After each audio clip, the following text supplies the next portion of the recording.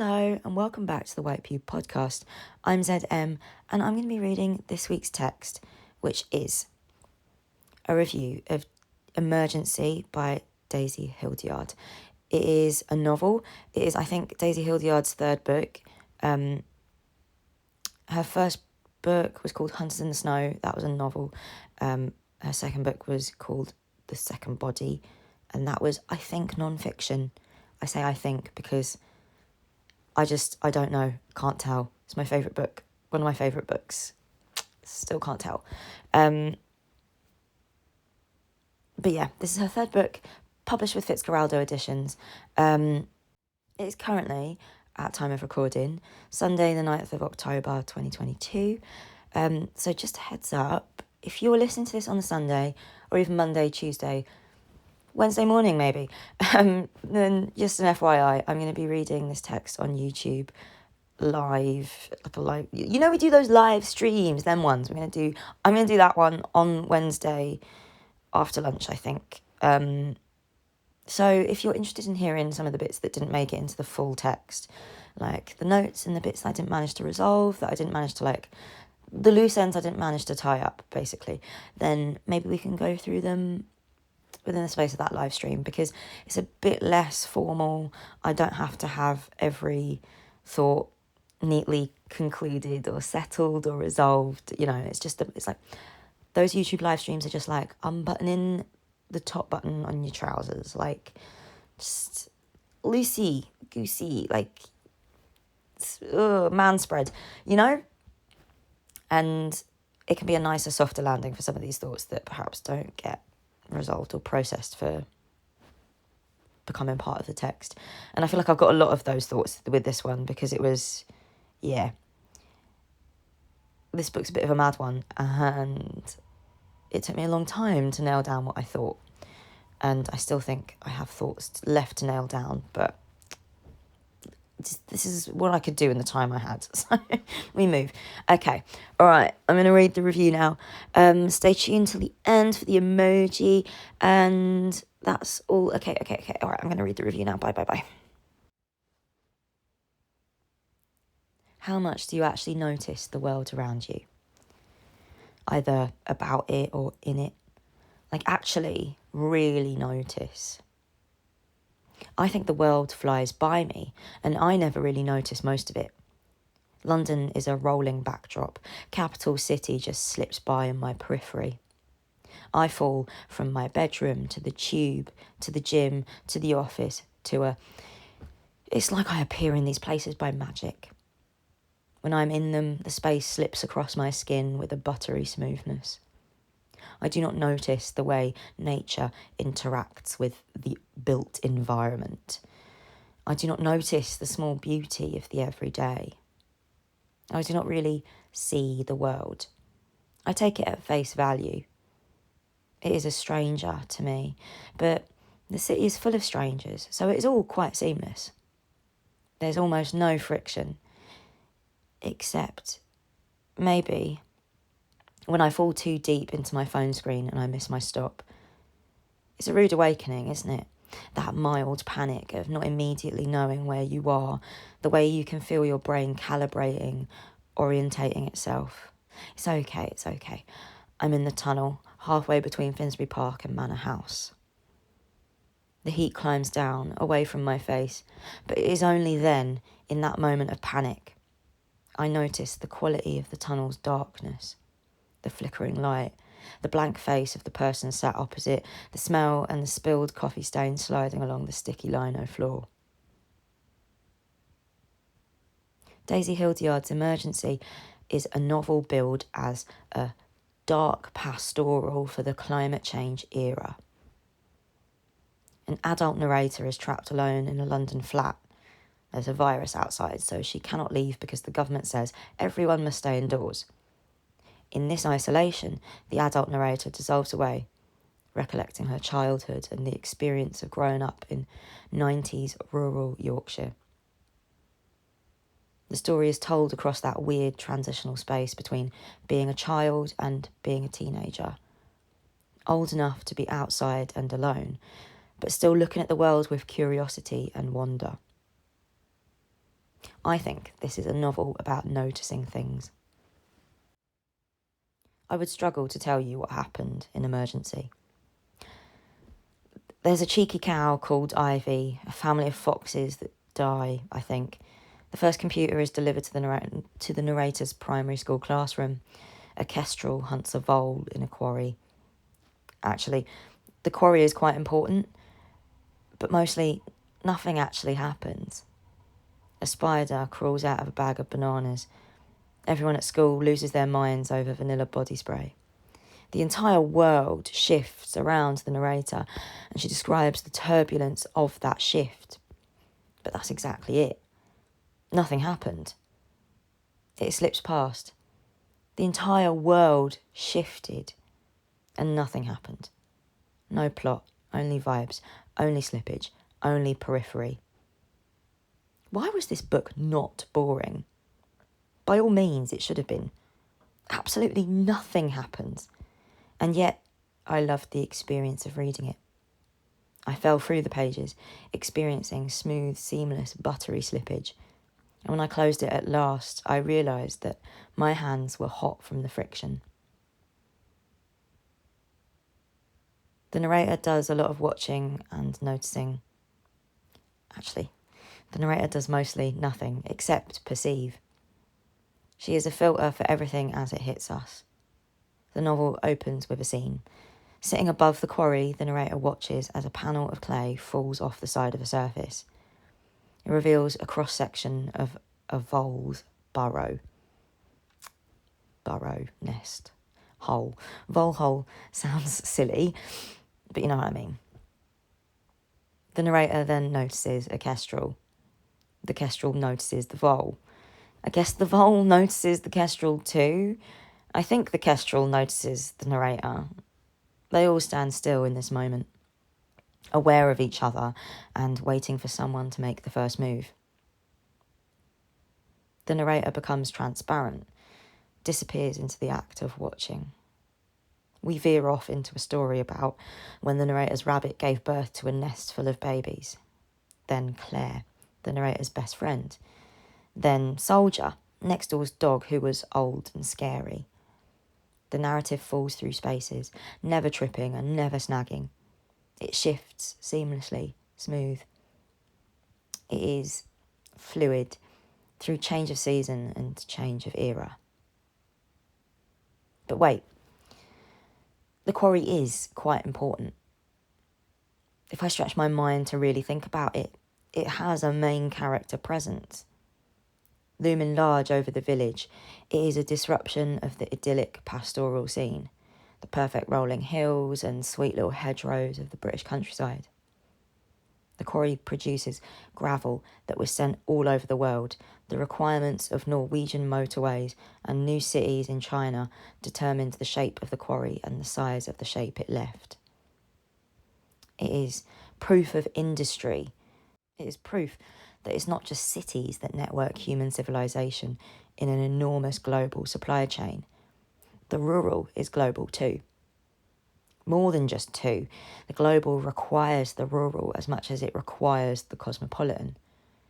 The rural just has a less glamorous role in this network. It is proof that there is no such thing as isolation, and the image of the British countryside is a sweet lie made up for the benefit of tourists and Tory MPs. It is proof that there is no real or meaningful difference between humans and environments, because humans leave stains and these environments leak onto us in turn. I guess that's the dark pastoral. The pastoral, a genre that deals with rural life in a sweet, tidy way. The rural as an image of serene simplicity, purity or innocence in comparison with the corruption and mess of the city. I suppose it's something deeply internalised within the culture, isn't it? The idea that nature is inherently healing, that human relationships with nature, nature in bold, in caps, are innate, primal, deeply embedded and yet uncomplicated. Because this cultural understanding is a bit of a shit dichotomy. It others nature. It doesn't account for people who don't make coherent sense in the countryside. Maybe just me. It paints a flattened image of both the urban and the rural, erases all the weird liminal spaces between those two harsh ends of the spectrum. And it is also just fundamentally unfucking true. The rural isn't inherently sweet or tidy. The corruption and mess of the city isn't something unique to urban life. All around the UK, there are rural areas that are deeply scarred by the big human hand of global capitalism. The quarry. There is no such thing as isolation, no such thing as perfect serenity outside the mess of our corrupt system. I think that's the dark bit of dark pastoral. It complicates this easy story we pivot to, the return to nature. That might not be a happy cottagecore thing. It might be a gross rupture. Dirt and mud and shit and the collapse of civilization and the inevitable embrace of the earth reclaiming us sooner than we think. Back to the vole. I don't think we ever find out what happens with the vole and the kestrel, but I didn't find myself actually wanting to know. I think Daisy Hildyard is a trickster. I think the novel takes place on a different scale to the scale we are reading, word by word. In Daisy Hildyard's last book, The Second Body, the narrator references an essay by Timothy Clark. Timothy Clark's an academic, I think in the field of literary studies, who wrote about this thing called derangement of scale. Here, derangement takes on a meaning that's new to me. It describes a kind of disruption or disturbance. Hildyard paraphrases Clark, explaining derangement of scale as a sense of confusion that is caused by the huge gap between the immensity of the human's global existence and the smallness of your own private everyday life. It is most palpable when I think about climate change. Our tiny homes and even tinier bodies are bearing down on distant, huge, unknown things, and vice versa. For example, Clark says, every affluent French person is already lurking in the living space of a farmer in the floodplains of Bangladesh. We exist in the world in these two ways, as part of humanity's global presence and as discrete individuals. The entire premise of The Second Body is an attempt to stitch together this duplicitous existence. The second body in question is the body that lurks across the expanse of Bangladesh's floodplains in rising tides, forest fires. Daisy Hildyard makes it less jarring by conjuring up the idea of a body. The second body is a kind of metaphor, but not really. It's also entirely real. Our second bodies exist, but they only exist on this wider, zoomed-out scale. And that feels like a nice way to return to Timothy Clark's derangement of scale. Describe the feeling. When something doesn't match up to the scale you're trying to read it at. Timothy Clark demonstrates his theory by referring to literal literature. Raymond Carver's short story, Elephant. He writes through the way understanding explodes out, that the story can come to be read in all these different ways on all these different scales. There's that tight interpersonal scale that takes what is presented to us at face value, so the duration of the story itself. There's a cultural, historical scale that takes what is presented to us and sets it against the backdrop of the era, so Reagan's America or whatever. Then there's the zoomed out scale, that of the whole earth and its inhabitants. This scale seems to jam the gears of the story, but it also opens up strange new understandings. Loaded symbols that make sense on the cultural historical scale all of a sudden feel strange and alien. It's like it's been flipped inside out. The individual human starts to feel like a silly unit of measurement. Better to talk about societies or cultures, but talk about them in the way we would talk about individuals on that cultural historical scale. Do this for me.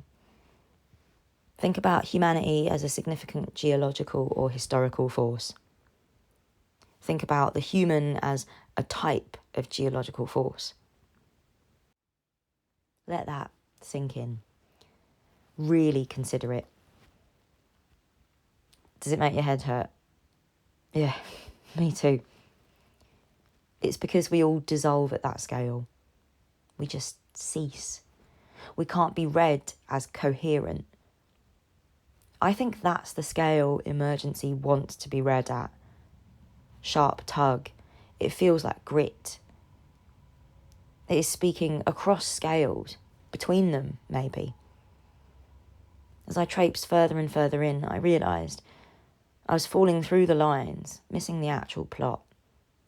The shift was happening and I wasn't quite seeing it. I was getting distracted by the foxes and the kestrel and the mundanity of the way the quarry fell into disuse, then got bought up by a Canadian company. Then the men all got laid off. No more digger because everyone's gone to work on an oil rig there. Did you see it? It was right there. It's not in the mundane drip of the everyday. It's in the wider shift. The entire world's just shifted. I can't speak it aloud in my human words. My head hurts and my hands are hot with friction burn. I can only surrender, sliding down the walls of this thing. I cannot comprehend things in any other way, on any other scale beyond that of the discrete individual. I don't know why. Maybe it's neoliberalism or capitalism leaking into my brain like a groundwater swell. But it could also just be because I am a person and I rattle into a tailspin every time I try to define what a community is. Like, what does that mean? What do you mean, what's a community? Sharp tug as we slip between the scales. I think that is why emergency is written in this way.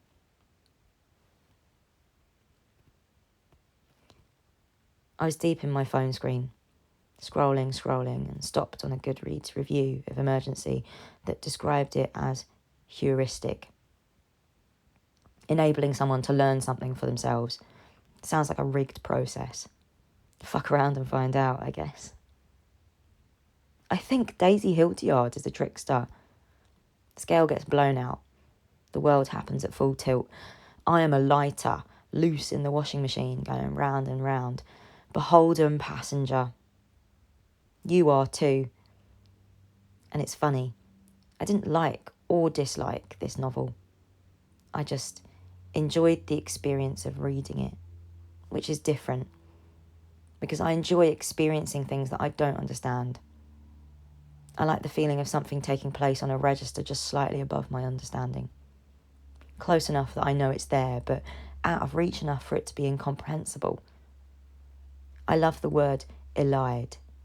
It sounds slippery, like something is sliding past and you didn't even notice. All of a sudden, I am in the tunnel, halfway between Finsbury Park and Manor House. I am noticing the quality of the tunnel's darkness.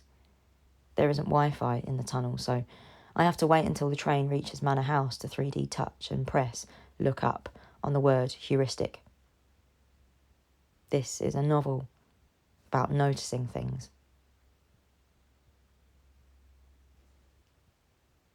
All right, and that's the review. And if you made it this far, you got to the end, hey, the emoji that you can comment on the Instagram post and the Twitter and like on the Discord, wherever the emoji for this review will be, you know, the wave emoji. That, please. Can I have that? Thank you.